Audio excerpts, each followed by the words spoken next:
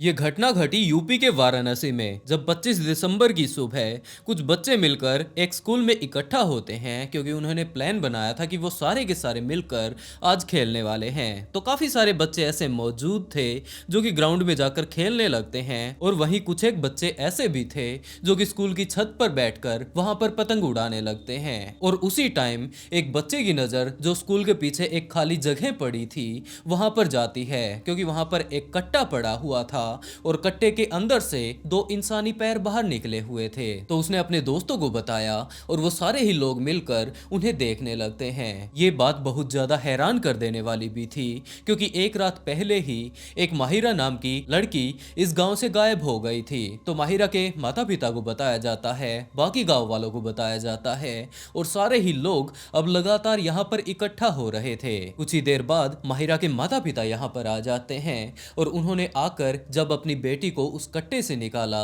तो वो लोग उसे पहचान जाते हैं। इस बात की खबर तुरंत पुलिस वालों तक पहुंचाई जाती है और जब माहिरा के माता पिता से बात की जाती है तो उन्होंने पूरी की पूरी कहानी के बारे में बताया कि कल रात को उनकी बेटी जब अपने घर पर नॉर्मली काम कर रही थी, इसी तरह वो खेल रही थी कि उसे काफी ज्यादा मच्छर काट रहे थे। इस टाइम मच्छरों से उसके परिवार के लोग भी बहुत ज्यादा तंग हो चुके थे, जिसके चलते माहिरा के घर वालों ने माहिरा से ये बात कही कि वो यहाँ पास में ही अपने गांव में जो दुकान है वहां से वो एक मॉस्किटो कोयल ले आए। इसके पिता एक मजदूर के रूप में काम किया करते थे, लेकिन कुछ दिनों पहले ही उनका एक्सीडेंट हो जाता है काम के दौरान, जिसके चलते उन्हें अपना पैर गंवाना पड़ता है और अब तो इनके परिवार की पूरी ही जिम्मेदारी माहिरा की माँ के ऊपर आ चुकी थी। वो अपने घर पर छोटा मोटा काम करती, सिलाई बुनाई करती और उसी से जैसे तैसे कर अपने परिवार का काम चला रही थी। और 24 दिसंबर को भी वो लोग आम दिनों की तरह अपने घर पर काम कर रहे थे। उस टाइम उन्हें मच्छर काफी ज्यादा काट रहे थे, जिसके चलते माहिरा की माँ ने अपनी बेटी को कुछ एक पैसे दिए और ये बात कही कि जो अपने गांव में दुकान है वहां से वो मॉस्किटो कोयल ले आए और इसीलिए वो अपने घर से निकल भी पड़ती है। अब सर्दियों का टाइम शुरू हो चुका था तो अंधेरा भी काफी ज्यादा हो चुका था, लेकिन जैसे तैसे कर उसके माता पिता को यही बात लग रही थी कि ये अपनी बेटी को अपने गांव में ही एक दुकान पर भेज रहे हैं तो इसे किस तरीके की दिक्कत हो सकती है। उन्हें पूरा विश्वास था कि इनके गांव के ही लोग यहाँ पर मौजूद होंगे, बाहर इसे कोई भी दिक्कत नहीं होने वाली। ये बात सोचकर वो उसे दुकान पर भेज देते हैं, लेकिन अब के अगर हालात को देखा जाए तो इसने अपनी जान गंवा दी है। वैसे ये रात को ही काफी ज्यादा परेशान हो चुके थे। जब ये वापस नहीं आती है तो ये लोग कुछ एक देर तक तो अपनी बेटी की वेट करते हैं। आपस में ही वो लोग इस टाइम बातें कर रहे थे कि अभी तक वो क्यों नहीं आई। उन्होंने पहले तो ये अंदाजा लगाना शुरू किया कि हो सकता है बीच रास्ते में ही उसके दोस्तों के भी घर पड़ते हैं तो वो कहीं न कहीं किसी न किसी अपने दोस्त के पास रुक गई होगी, वहां पर वो बातें कर रही होगी और 5-10 मिनट के अंदर अंदर वो वापस आ जाएगी। लेकिन अब करीबन आधा घंटा बीत चुका था और दोनों के दोनों उसके माता पिता अब उसकी बहुत ज्यादा चिंता करने लगे थे। तो आखिर में वो लोग खुद ही अपने घर से निकल पड़ते हैं। उसके जितने भी जान पहचान के लोग थे उन सभी के घर को जाकर वो खटखटाने लगते हैं, अपनी बेटी के बारे में उनसे पूछने लगते हैं। और जैसे जैसे इनके गांव वालों को ये बात पता चलती है कि उनके गांव की लड़की कुछ इस तरीके से गायब हो चुकी है तो वो लोग भी अपने घर से बाहर निकल आते हैं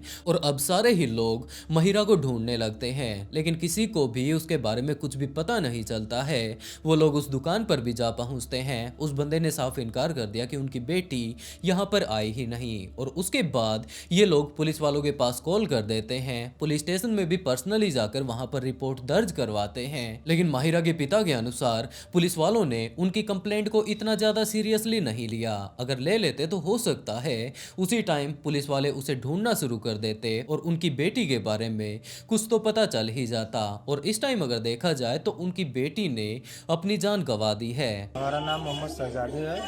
कल रात 7 बजे से लड़की गई है अगरबत्ती लेने पुरास से मजार, दोबारा वो लौट के नहीं आई है। कल रात में हम 7:30 बजे 8 बजे गए, पूरा दिन है 12 बजे रात में गए। पुलिस चौकी पे भी FIR हमने कराया। पुलिस वालों ने कहा कि हम ठीक है देखते हैं, उन्होंने कोई आगे कार्रवाई नहीं की।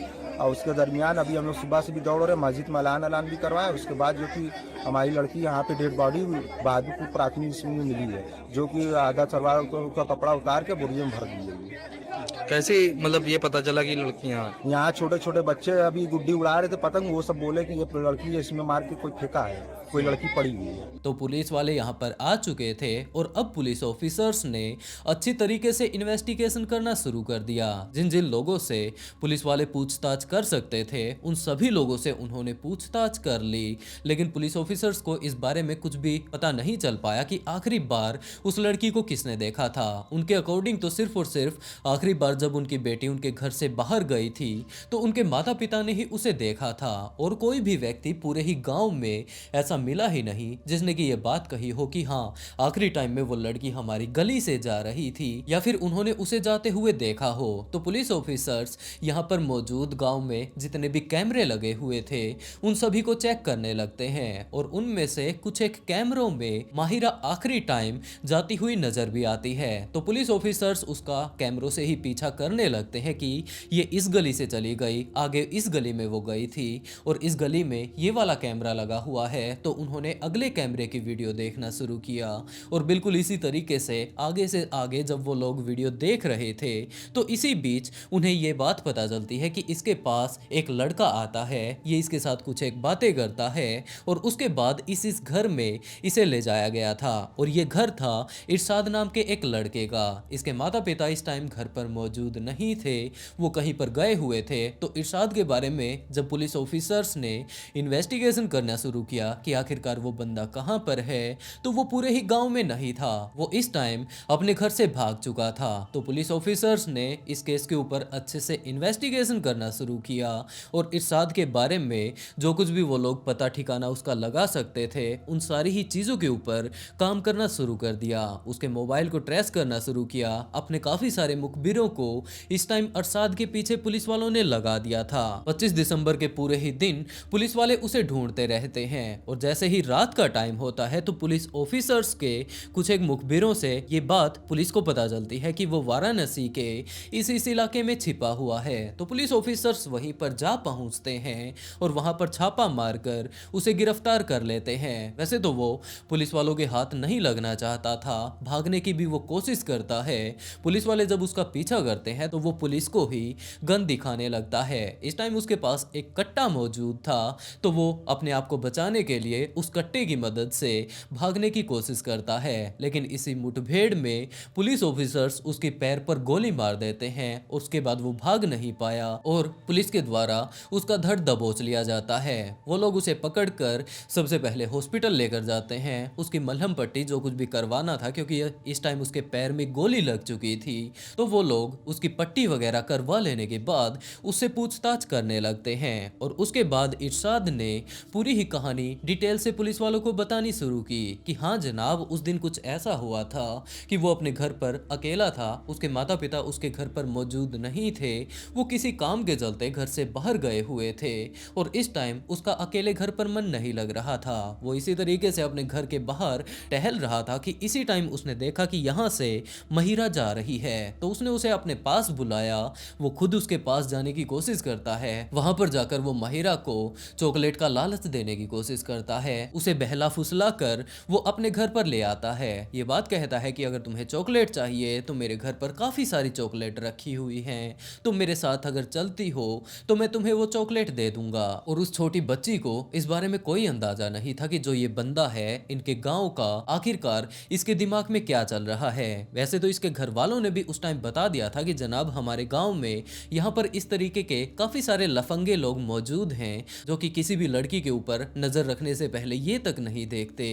कि वो छोटी है या बड़ी है, वो उन्हें बुरी नजर से देखते रहते हैं। और उन सभी के बारे में उन्होंने पुलिस वालों को बताया भी था, और उन्हीं में पुलिस ऑफिसर्स को इरशाद पर भी शक हो चुका था। और उसके बाद अब तो इरशाद पुलिस ऑफिसर्स को बता ही रहा था कि किस तरीके से वो उस छोटी लड़की को बहला फुसला कर अपने साथ घर के अंदर लेकर जाता है। उसने बताया कि वो घर के अंदर ले जाकर वो उसे गलत इरादों से टच करने की कोशिश करता है। माहिरा ने इस बात से इनकार कर दिया कि वो ऐसा कुछ ना करे और वो उससे दूर होने लगती है, लेकिन इरशाद इस टाइम पूरे तरीके से उसे अपना शिकार बना लेना चाहता था, जिसके चलते वो उसे जबरदस्ती पकड़कर अपने घर के अंदर ले जाने की कोशिश करता है। और इसी टाइम माहिरा ने चिल्लाना शुरू कर दिया। माहिरा के चिल्लाते ही इरशाद बहुत ज्यादा घबरा जाता है कि अभी तो सिर्फ और सिर्फ शाम का टाइम टाइम हुआ है, कोई ना कोई बंदा इनके घर के आसपास ऐसा जरूर घूमता होगा जिसने कि इसकी आवाज़ सुन ली होगी और उसके बाद हो सकता है वो व्यक्ति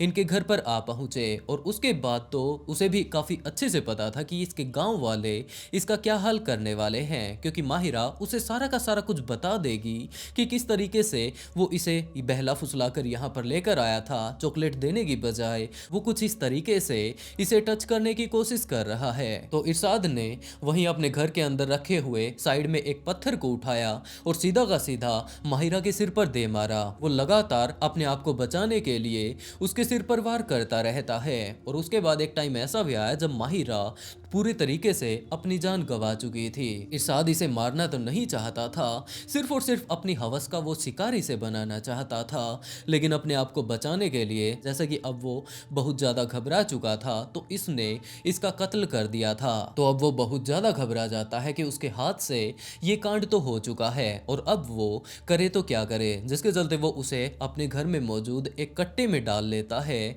और वहाँ पर खून जितना भी फैल चुका था उस पूरे ही खून को साफ करने की कोशिश करता है। दूसरी तरफ पुलिस ऑफिसर्स उसके घर पर इस टाइम पहुंच चुके थे। जैसा कि पुलिस ऑफिसर्स ने उस सीसीटीवी कैमरे में देखा कि ये बंदा इस घर में घुस रहा है और वहां से पुलिस ऑफिसर्स ने सारे के सारे एविडेंस इकट्ठा कर लिए थे। तो उसने बताया कि वो उसकी बॉडी को एक कट्टे में डालकर इस तरीके से स्कूल के पीछे फेंक आता है। वैसे अभी वो बहुत ज्यादा घबरा चुका था कि कुछ इस तरीके का उसने कांड कर दिया है और उसकी प्रवृत्ति ही कुछ इस तरीके की है। गांव वाले भी इस बात पर यकीन करने में बिल्कुल भी टाइम नहीं लगाएंगे कि हो सकता है इसी बंदे ने ये काम किया होगा। तो वो तुरंत वहां से निकल जाता है। रात को ही वो वहां से भागने की पूरी अपनी तैयारी कर चुका था, लेकिन उसे इस बारे में कोई अंदाजा नहीं था कि जब वो उसे अपने घर के अंदर लेकर गया था और दूसरी तरफ अपने कट्टे में डालकर जब वो उसे ठिकाने लगाने के लिए स्कूल के पीछे फेंक कर आया था तो उसकी ये सारी की सारी वीडियो कैमरे में कैद हो चुकी है। फरीदाबाद थाना क्षेत्र के अंतर्गत एक